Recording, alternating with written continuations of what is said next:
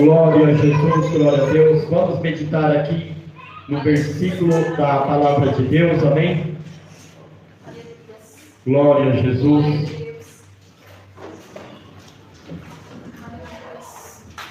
Glória a Deus.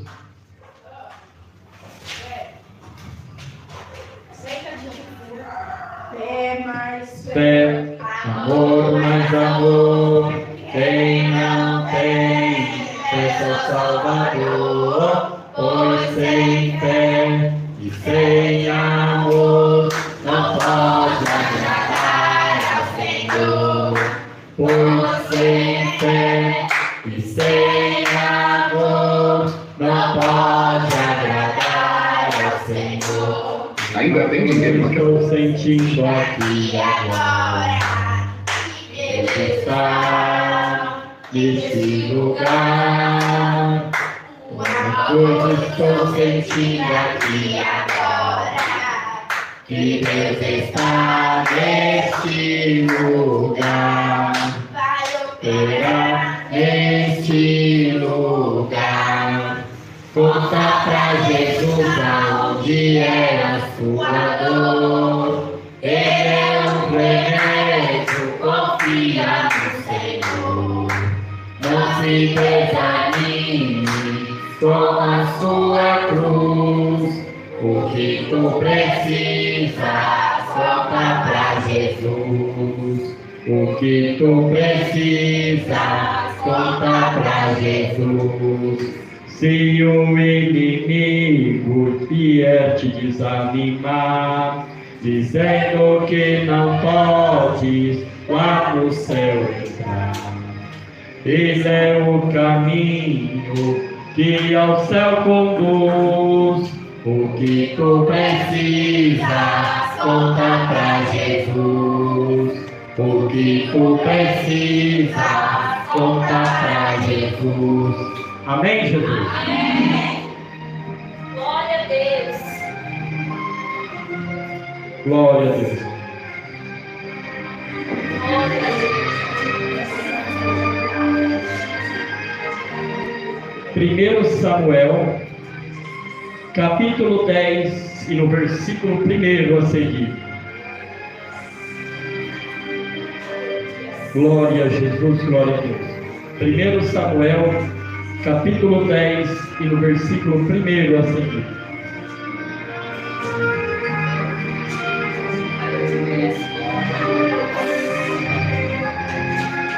Glória a Jesus. Amém? E diz assim a palavra do Senhor. Tomou Samuel um vaso de azeite, lhe derramou sobre a cabeça e o beijou e disse: Não te ungiu porventura o Senhor por príncipe sobre a sua herança, o povo de Israel? Quanto hoje de mim achas dos homens junto ao sepulcro de Raquel, no território de Benjamim, em Zerza, os quais te dirão: acharam-se as jumentas que fostes procurar, e eis que teu pai já não pensas no caso delas, e sim aflige por causa de vós, dizendo: o que farei e por meus filhos. Amém?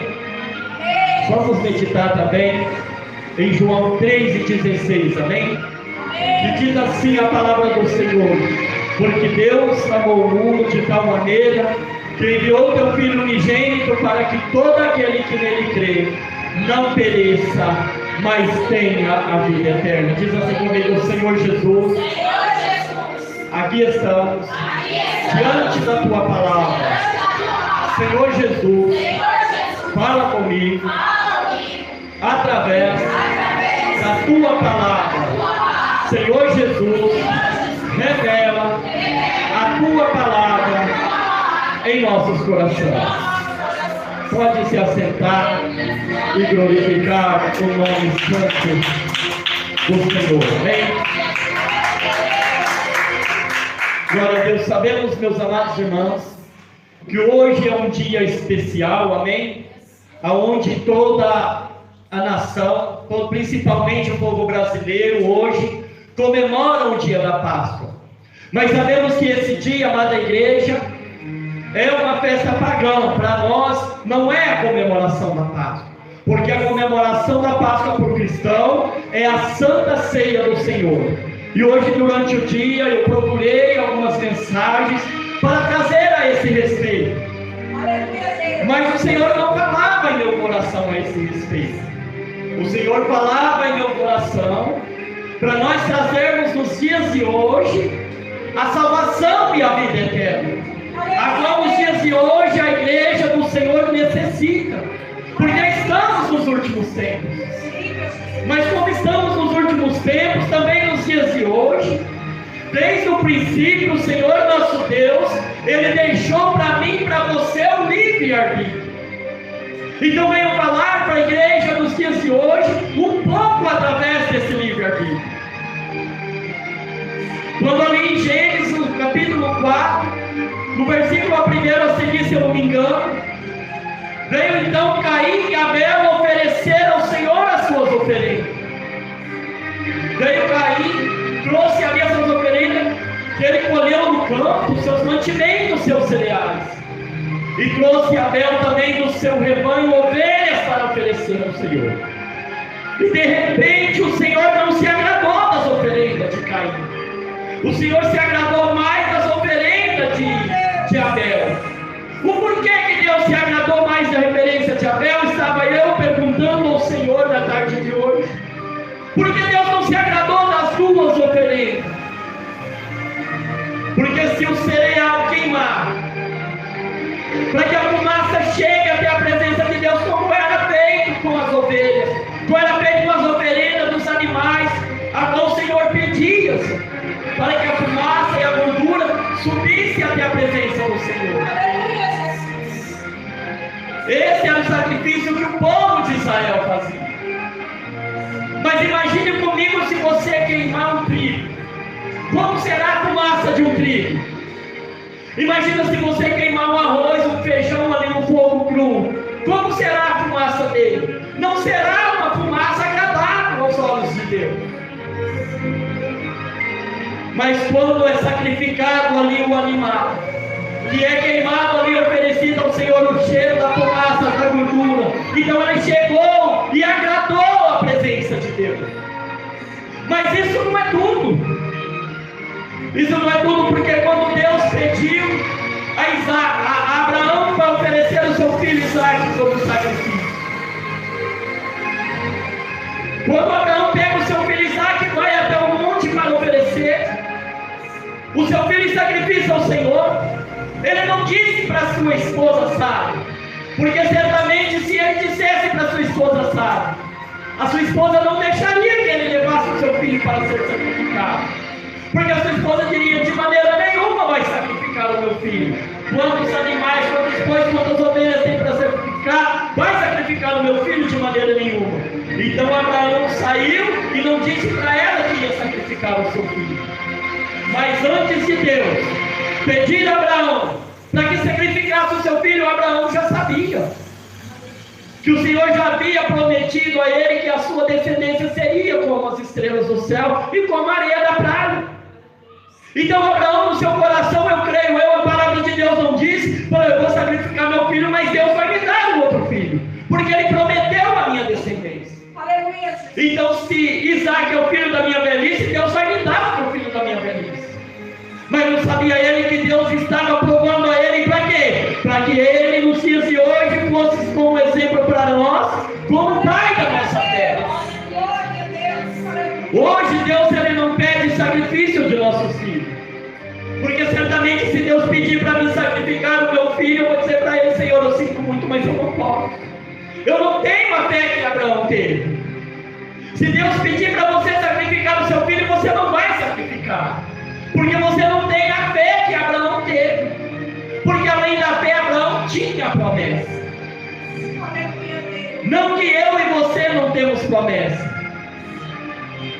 mas é um exemplo de fé, que fé tamanha igual a Abraão, nenhum de nós teremos. Então, no momento que Abraão vai sacrificar o seu filho, então Deus coloca ali uma ovelha sobre o arbusto e diz: Abraão, Não sacrifique o teu filho, não faça nada com o teu filho, porque eu já preparei o sacrifício. E lá atrás, quando Caim oferece ali, que Deus não se agrada, então Caim começou a laiar. Caim trouxe uma ira para o seu coração.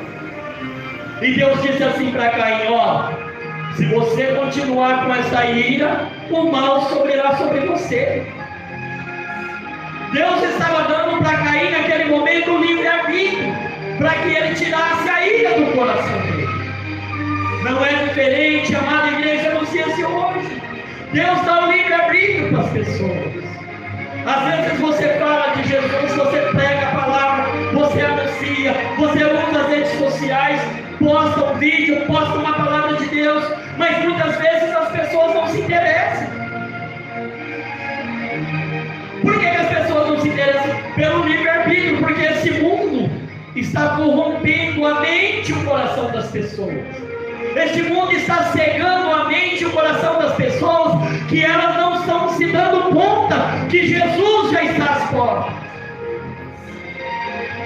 que Jesus já está vindo buscar a sua igreja, que o tempo do fim já chegou, já acabou. O tempo do fim não existe mais tempo do fim. Muitas pessoas estão dizendo: estamos no fim, estamos no fim, e Jesus está dizendo: o fim já chegou. Na madrugada de ontem eu perdi o sono, 3 horas da manhã, fui dormir 7 horas da manhã, porque Deus começou a me revelar algumas coisas em meu coração, e eu querendo dormir, porque já tinha feito a minha oração, e sempre quando eu falo a minha oração, eu faço a minha oração, que Deus ele me tira o sono e começa a me revelar. Muitas vezes eu começo a contestar com Jesus, falo: Jesus, deixa eu dormir. Eu já fiz a minha oração, só quer que eu ore mais, mas Jesus não queria que eu orasse mais, Ele queria apenas me revelar algo. E 3 coisas, primeiramente 3 coisas que Deus me revelou, para que eu chegasse lá na igreja onde passasse para o pastor Fabrício. Ele pregou a respeito dessas 3 coisas que eu passei para ele, que é obediência, conserto e santificação. Ele falou sobre essas 3 coisas. Mas isso não é tudo. Deus ele me revelou que no meio do povo dele há pessoas que estão envolvidas ainda com esse mundo. Não que não estejam na presença de Deus, estão na presença de Deus, mas pessoas que estão na presença de Deus, mas não estão se dando conta que Jesus está às portas. E de repente, quando Deus ele começou a me passar o que era para me passar para o pastor Fabrício, eu tive dúvidas. Porque aquilo ficava martelando e não saía. E isso foi até 15 para 7 da manhã. E Deus falando as mesmas coisas. Eu falei: como pode, Deus? O Senhor não pode ficar revelando uma coisa só toda a vida. Eu já entendi, então é isso, Então eu vou fazer prova com o Senhor. E quando eu fiz prova com o Senhor, eu falei: ó, Gideão fez prova com o Senhor 2 vezes. Não vai ser diferente comigo, eu vou fazer prova com o Senhor.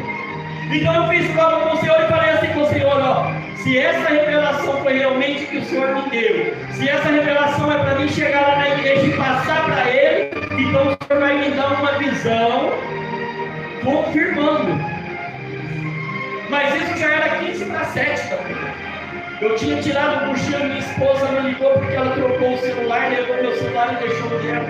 Eu falei: Jesus, agora faz 7 horas, eu não vou dormir mais. O Senhor não vai me dar visão, então eu perdi o sono à toa. O Senhor me passou, não é do Senhor. Mas de repente eu cochilei e dormi de novo. Então o Senhor me deu uma visão confirmando que a prova que eu fiz com Ele era para mim chegar lá e fazer. E eu tendo passado para Ele, eu passei para Ele o que era para passar, porque teve a confirmação de Deus. Mas quando Deus ele nos traz, amada igreja, certas revelações, dentro dessa revelação, Deus trazia para mim da seguinte maneira: você a lembra? Você a lembra quando teve a visão da colheita? Muita gente já está tendo visões e revelação a respeito da colheita. Aleluia, Deus. Deus ele falou comigo da seguinte maneira: Ele já enviou os seus anjos na terra para fazer essa colheita. Os anjos já estão fazendo a colheita. O pouco trigo que tem, o Senhor está recolhendo para o seu celeiro. Mas muitos joios estão sendo arrancados e lançados no fogo, porque não querem dar ouvido à palavra de Deus, não querem dar crédito na palavra da salvação. Porque o Senhor me disse que muitas pessoas estão pensando no dia de amanhã, muitas pessoas estão pensando no que vão fazer e deixar de fazer o trabalho. Mas o Senhor me disse que muitas pessoas que não sabem que elas vão dormir e não vão acordar no outro dia. Então, de repente, elas perdem a oportunidade da salvação. Elas perdem a oportunidade da vida eterna. Por quê? Por causa do livre-arbítrio. Porque Deus deu livre-arbítrio para elas. Deus deu oportunidade para elas aceitar Jesus, se consertar e andar nos caminhos do Senhor. Deus deu oportunidade para elas acreditar nas promessas que elas têm. Quantas vezes você olha para a pessoa e Deus fala no teu coração para dizer para ela assim, ó, Deus tem uma promessa de salvação na tua vida. E muitas vezes a pessoa olha para você, eu creio, já me falaram isso, mas vira as costas e continua da mesma maneira. Por que continua da mesma maneira? Porque não querem abandonar o cigarro, não querem abandonar a bebida, não querem abandonar as drogas, não querem abandonar a vaidade. Por quê? Porque essas coisas satisfazem as suas carnes. Mas o que satisfaz a carne também levará para o inferno. As pessoas, amada igreja, elas não querem renunciar. Por que elas não querem renunciar? Porque acham difícil ser cristão, acham difícil servir a Deus. Difícil é servir a Deus naqueles países onde a palavra é proibida, onde as pessoas não podem ter uma Bíblia, onde as pessoas não podem colocar uma Bíblia debaixo do braço e sair na rua, onde você não pode glorificar o nome do Senhor na rua, onde você não pode citar o nome de Jesus na rua. Lá é difícil ser cristão, aqui não, aqui é fácil. Aqui é só nós abandonar a vaidade, é só nós abandonar a bebida, é só nós abandonar o cigarro, é só as pessoas abandonarem as drogas. Que de repente Jesus vem nas nuvens do céu, ou acontece como ele falou, que já enviou os seus anjos e ele já está fazendo a sua colheita. A colheita já está sendo. Já está acontecendo essa colheita na face da terra. Os anjos do Senhor já estão na terra fazendo essa colheita. Esses terremotos, doenças, acidentes, jovens perdendo a vida muito cedo, é o Senhor colhendo. Porque Ele disse lá em João 15, que o Pai é o agricultor. E Jesus disse, eu sou a videira e vós sois os ramos. E aquele que não dá fruto, o Pai vem, corta e lança fora. Mas Jesus disse assim para a igreja, vós já estão limpos pela palavra. Aleluia, Deus. E Jesus diz ainda mais, se vós estiverem em mim, na minha palavra eu estiver em vós, tudo quanto pedires em meu nome eu farei, para que o Pai seja glorificado no Filho. Aleluia, Jesus. E o que Deus quer que eu e você pedimos neste momento. O Senhor Jesus não quer que eu peça para Ele, porque Ele venha e busca a igreja neste momento.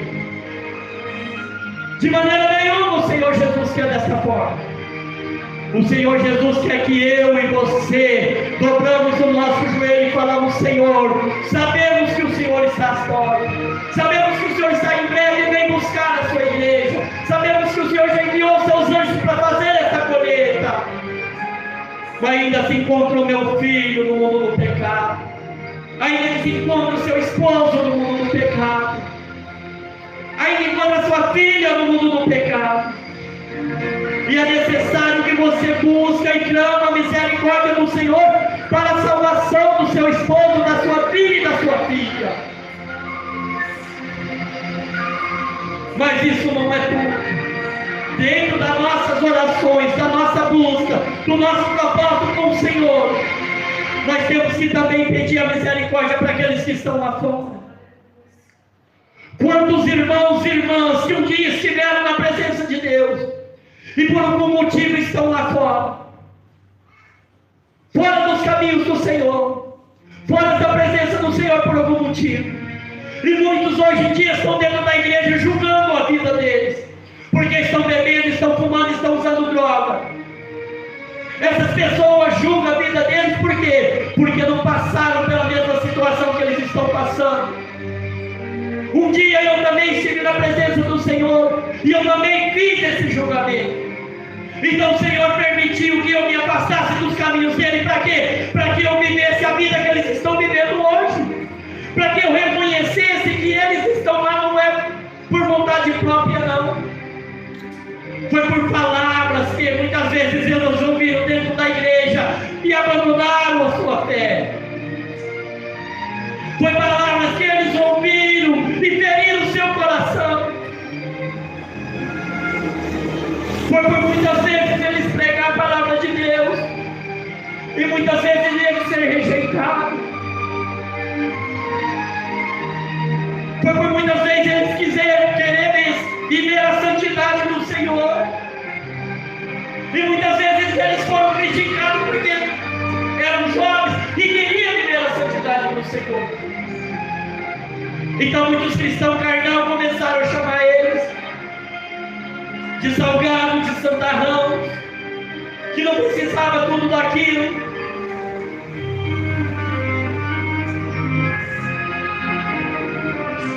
Muitas vezes eles ouviram que da mesma maneira que eles tinham que ser de cima do público, eles tinham que ser no banco. Foram perseguidos, foram injuriados, assim como os discípulos, como o povo de Deus, assim como Jesus foi. Mas um certo dia Jesus disse: no mundo tereis aflição, tem de bom ânimo, porque eu venci o mundo e vós também vencereis. Eu até gostaria que Jesus viesse hoje. Mas o que seria da minha filha que ainda se encontra afastada dos caminhos do Senhor? O que seria do meu irmão, da minha irmã que se encontra afastada dos caminhos do Senhor? Será que o meu coração se alegraria de eu subir com o Senhor e ver que eles estão ficando para trás? Eu seria hipócrita. Eu seria hipócrita querer subir com o Senhor e ver meu irmão e minha irmã sendo ficado para trás. Então vamos renunciar à nossa hipocrisia. Vamos renunciar à nossa hipocrisia e vamos buscar a salvação, não só para a nossa família, mas também para aquele irmão e irmã que está desviado dos caminhos do Senhor. Aí você pode dizer da seguinte maneira: mas eu já preguei, eu já falei, eu sempre falo. Para aquele que se encontra afastado dos caminhos do Senhor, não adianta você pregar. Não adianta você falar do amor de Jesus para ele, porque ele já conhece. Para aquele que está afastado dos caminhos do Senhor, é oração em Jesus, é propósito na presença de Deus. Quantos irmãos e irmãs estão aí nas drogas, nas ruas, muitos até mesmo sem lar? Quantas pessoas você conversa com ele e fala: já fui presbítero, já fui pastor, eu era evangelista na casa do Senhor, eu pregava a palavra do Senhor. E por que eles se encontram nessa situação? Aí muitos cristãos falam porque fraquejaram, porque não vigiaram. O apóstolo Paulo disse: aqueles que estão de pé, cuide para que se não caia. Porque da mesma maneira que Deus permitiu que eu afastasse do caminho do Senhor para viver o que eles estão vivendo hoje Deus também pode permitir da mesma forma.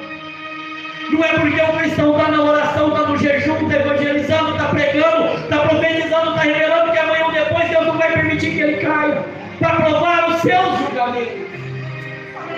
Por isso que em Mateus 7 a palavra de Deus diz: não julgues, para que não seja julgado, porque com o mesmo juízo com que julgais, vós vão que ser julgados. Com a mesma medida que vós medis, vós vamos ser medidos pela palavra. Aí Jesus diz ainda: hipócritas, tirai primeiro a trava do olho, para depois tirar o cisco do seu irmão. Quantas vezes, amada igreja,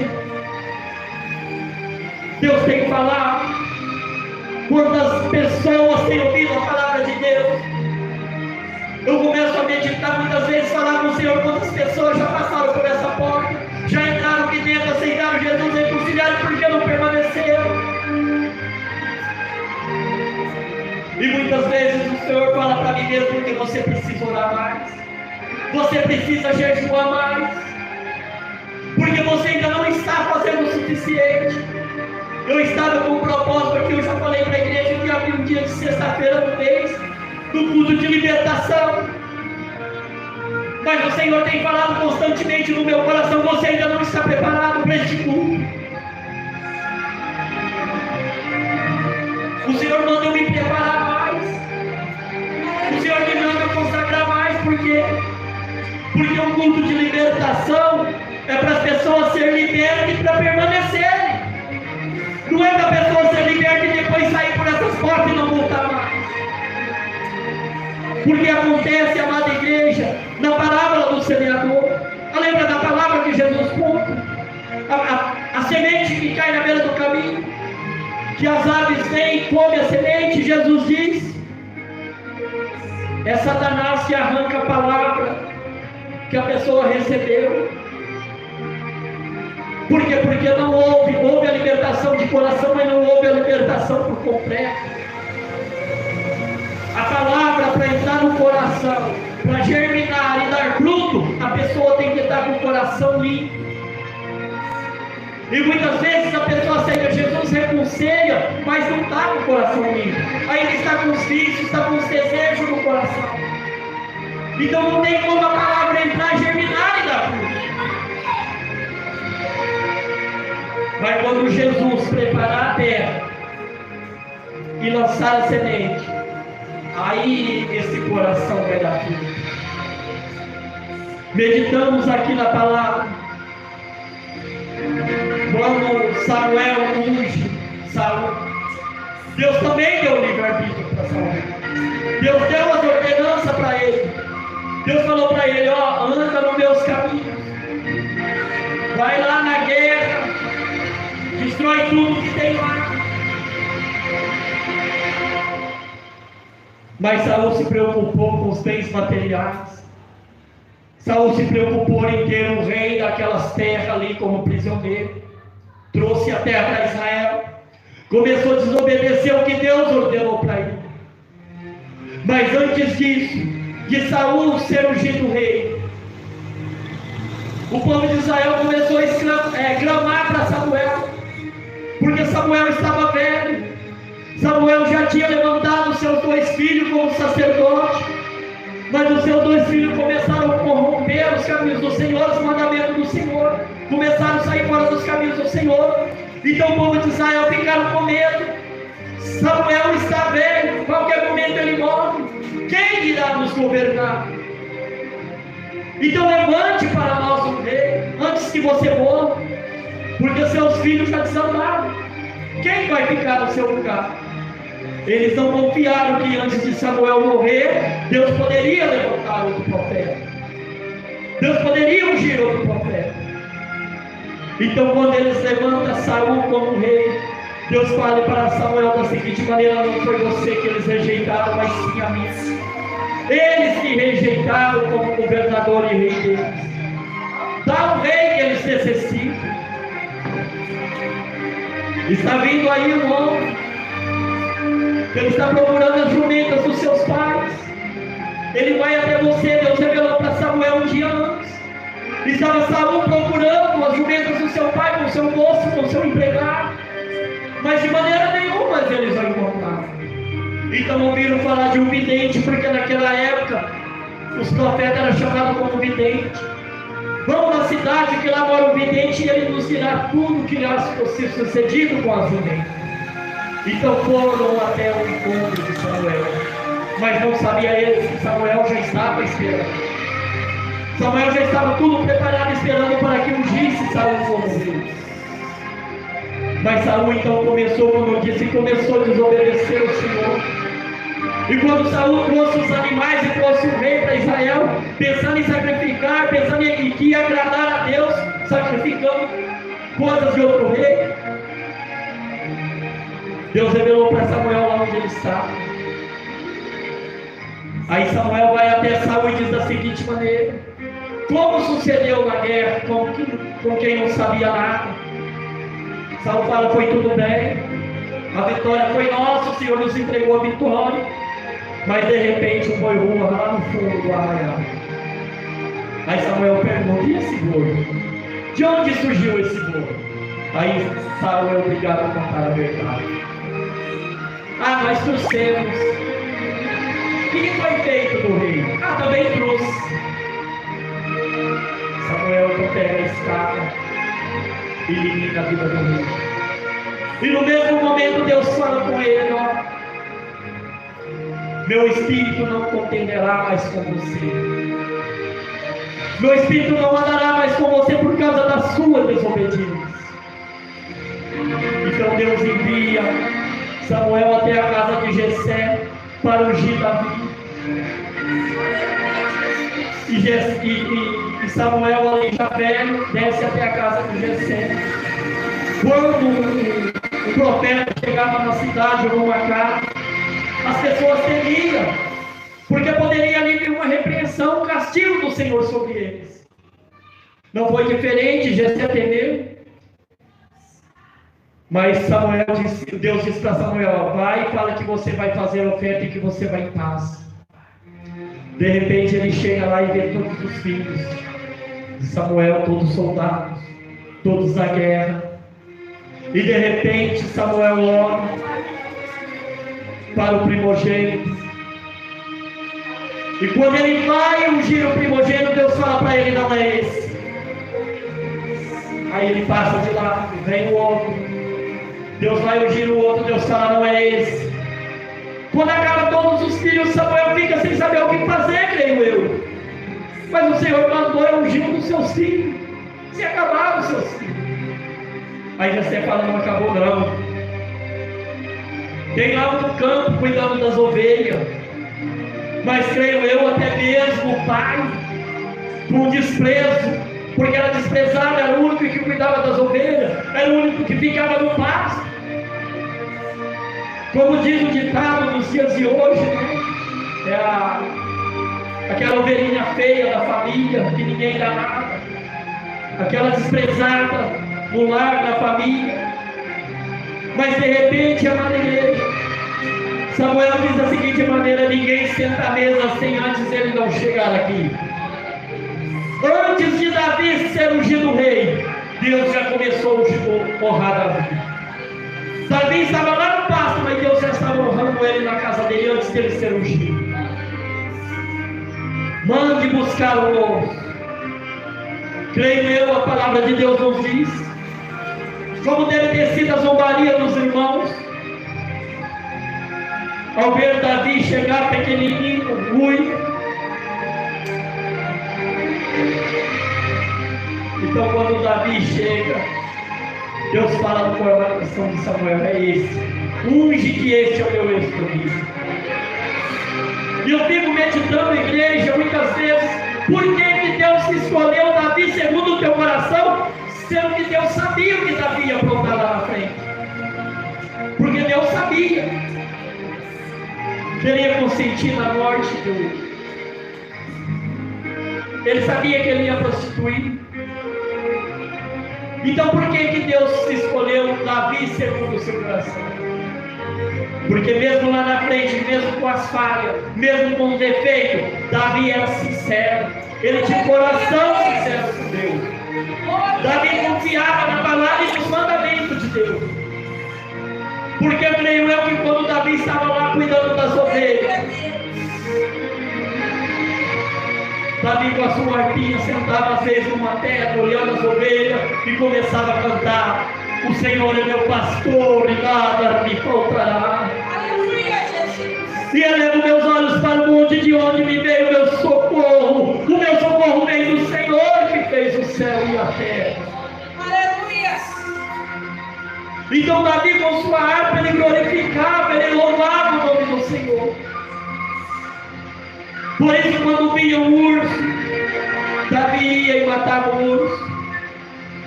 Davi matava o urso porque era poderoso? Não, porque Davi já tinha o Espírito de Deus sobre a vida dele. Quando viu um leão, você acha que Davi tinha forças pequenino para matar um leão? De maneira nenhuma. Davi já tinha o Espírito de Deus sobre a vida dele. Glória a Deus, aleluia, Jesus.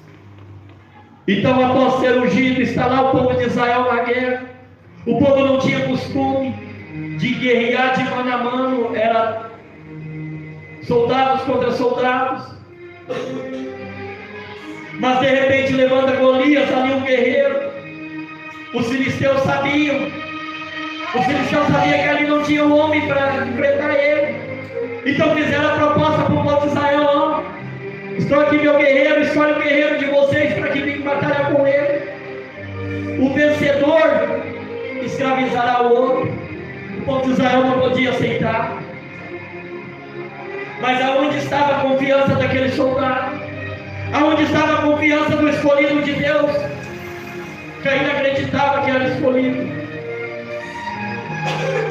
Porque o povo de Israel, mesmo na desobediência de Saul, ainda eram os escolhidos de Deus. Ainda eram soldados e guerreiros de Deus. Então Jessé pega uma mochila de pão, vai levar pão para os seus irmãos, porque eles estão lá na guerra e devem estar com fome. E quando Davi vai chegando, então ele ouve a voz daquele gigante: não tem nenhum guerreiro aí do povo de vocês? O Deus de vocês não levantou nenhum guerreiro para lutar comigo? Então Davi, ouvindo a voz daquele gigante, diz: quem é esse circunciso para afrontar o Deus de Israel? Então Davi se prontifica a lutar com o rei. Então até mesmo seus irmãos soldados não acreditam, começam a zombar. Mas Davi quer lutar com aquele gigante. Por quê? Porque Davi confiava no Deus que ele servia. Aleluia, Jesus. Porque assim como Deus livrou do leão, do urso que foi arrebatar as ovelhas do seu pai, Davi também cria e acreditava que Deus o livraria da mão daquele gigante. Mas de repente então Saul pega a sua armadura, coloca em Davi. Davi não aguenta o peso da armadura, porque ele não era soldado. Davi falou assim: não, eu não vou com a armadura não. Mas Saul permitiu, porque ele quis, ele se prontificou aí e precisava de alguém. Aleluia. Então Davi vai, pega 5 pedras. Um dia vamos estar falando aqui sobre essas 5 pedras. Coloca o seu jornalzinho lá. Quando o gigante vem e vê aquela criança, porque Davi era uma criança perante o gigante. Então o gigante começa a zombar de Davi. Então Davi fala uma palavra muito importante que eu e você nos dias de hoje devemos dizer. Davi diz da seguinte maneira: ó, hoje o Senhor entregará a sua cabeça nas minhas mãos. Aleluia, Deus. Antes de ir para a batalha, Davi profetizou a vitória. Glória a Deus, aleluia, Deus. O Senhor está dizendo para mim e para você, igreja: antes de entrar no propósito com Deus, temos que decretar a nossa vitória. Antes de entrar numa campanha de jejum e oração, temos que decretar a nossa vitória. Porque se nós decretarmos a nossa vitória, assim como Davi decretou a cabeça do gigante Golias nas mãos dele naquele dia, e o Senhor assim o entregou, com certeza a minha e a tua vitória será alcançada em nome de Jesus. Com certeza, se você decretar antes de uma campanha a libertação do seu familiar, você pode ter certeza que no final da campanha Deus vai te dar a vitória. Por quê? Porque você profetizou aquilo que você necessita. E o Senhor diz que há poder nas nossas palavras. Então nós temos que profetizar a nossa bênção, nós temos que profetizar a nossa vitória, nós temos que profetizar a libertação do nosso familiar, nós temos que profetizar a libertação daqueles que estão na rua no mundo das drogas, aqueles que estão na prostituição, aqueles que estão no adultério, aqueles que estão na macumbaria, na feitiçaria. Porque só assim Deus vai começar a trabalhar, Deus vai começar a agir na minha, na sua e na nossa vida.